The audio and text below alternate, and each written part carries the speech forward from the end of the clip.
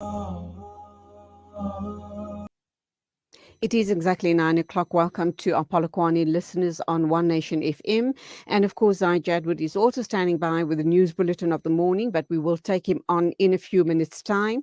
We have a right of reply by Councillor Ernest Smith, Ward 27 councillor in KZN. Morningside, to be precise. If you remember last week, we spoke with George Costa, very distraught George Costa and Amina Dawood, regarding the issues in their area, which is, of course, Morningside. The issues were around the park at the entrance of Morningside, which has become absolutely filthy. There's informal settlements in the area. There's sinkholes which aren't being attended to. They have water and electricity issues as well.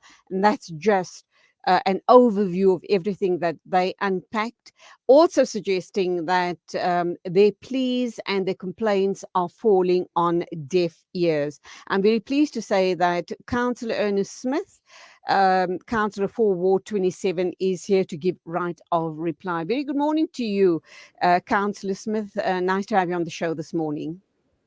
Thank you. Thank you so much for having me on. Okay, so the issue that was raised by George Foster, who has resided in that area for many, many years, and Amina Dawood, who seems to be a person who's taken it upon herself to try and resolve these issues, to try and get as much help as she possibly can for the neighborhood. And this is not a unique story. It's not a swipe at Ward 27 per se. These are issues playing out all around the country. So what do you have to say regarding these problems? Well, I think the first thing would to say that eThekwini, as well as many other municipalities, are in a mess. Its infrastructure, ranging from electricity, water, sanitation, right across the board, is problematic. It's not an exclusive issue that is only here for Morningside. It's actually impacted various parts of the waters, really many others across the city. Unfortunately, we're sitting in a situation where the municipality is aware it's losing over half of its purchased water supply. It's actively aware that its infrastructure in the older areas are failing and dilapidating. And it seems that they don't have any solution in mind, no matter how many times it's spun off politically to say that, yes, no, there is some sort of remedial action. But whether that comes to fruition, whether the municipality and the CFO and the municipal manager and the guys in charge, whether they can actually buckle down and be ready to make the hard choices, is something that we've been pushing for a while. Ever since these issues have started becoming increasingly worse over the last 3 years. So you as a councillor is in the middle of it all, because on the one hand you have the residents wanting you to be proactive and hear their complaints and make things happen. On the other hand, you're talking about the issues that you faced with as a councillor on the part of municipality. What is exactly going on? Why do you believe in?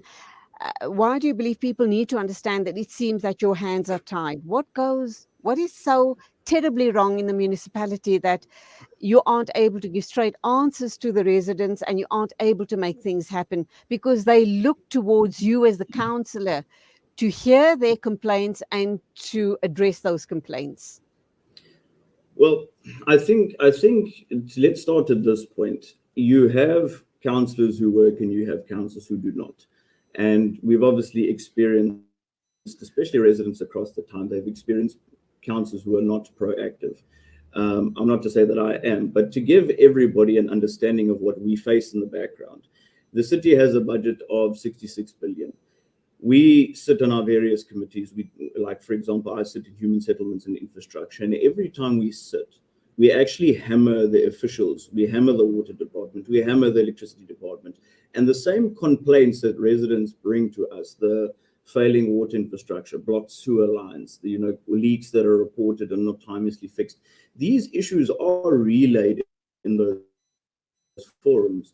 But it seems to be that not only are the water, electricity, and relative departments underfunded, but it also seems that they're not able to effectively deal with their issues. And I'm going to use an example of this. Like I mentioned just now, we're losing about 57 liters for every 57 liters out of every 100 we purchase. This effectively means we're making a loss, and which is unsustainable for our city, especially when we're selling the water.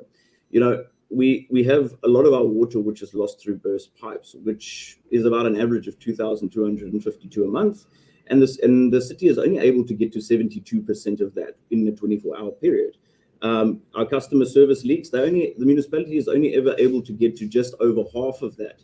And that roughly comes to about 6,000 every month as a collective for the city.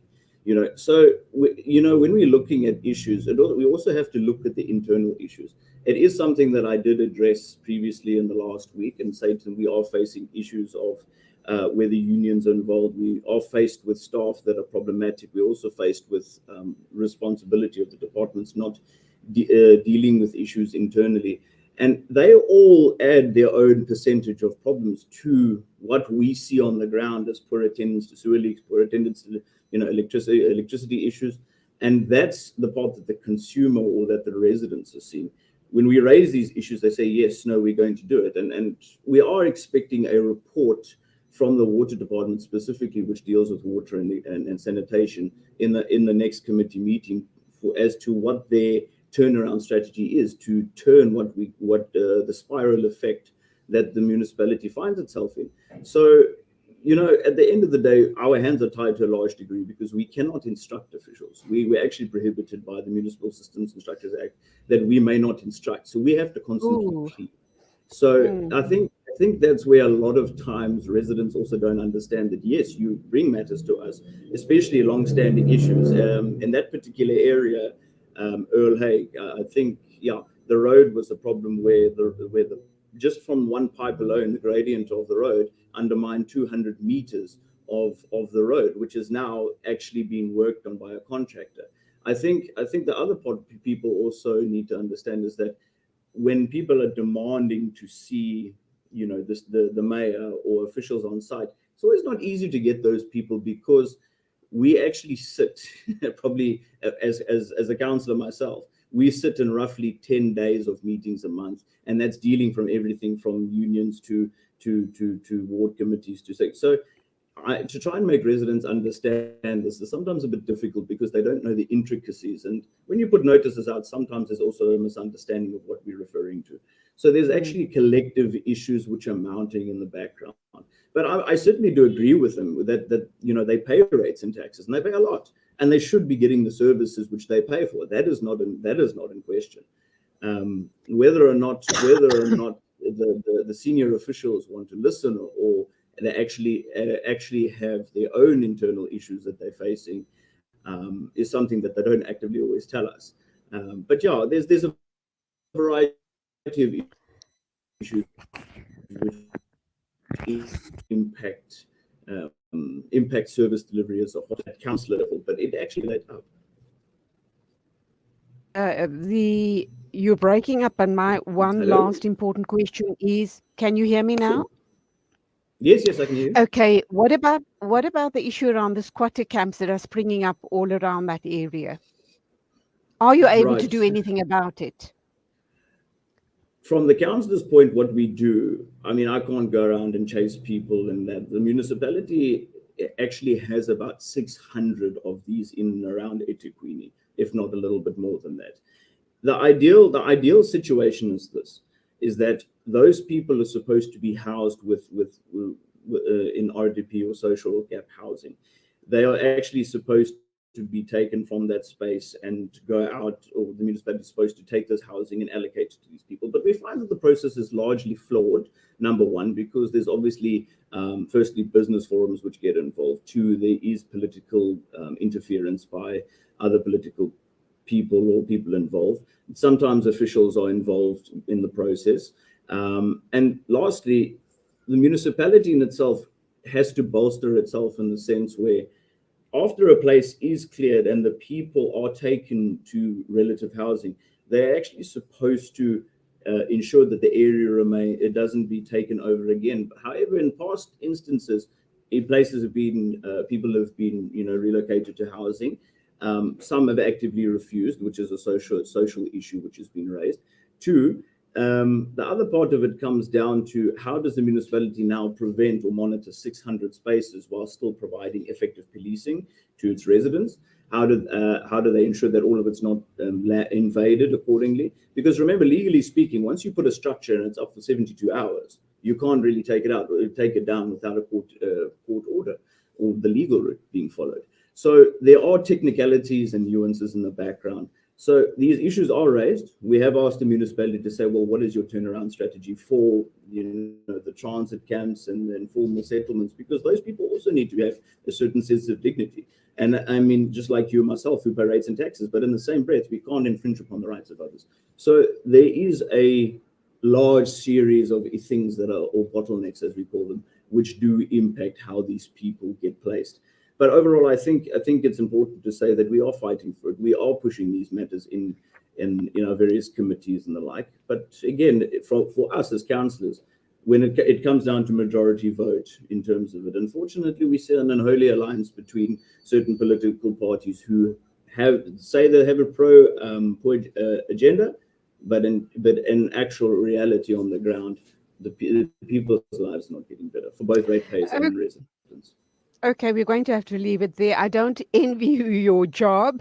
Thank you for your perspective on the issue, and let's hope these issues do eventually get resolved. Thank you for your time. Go well. God bless.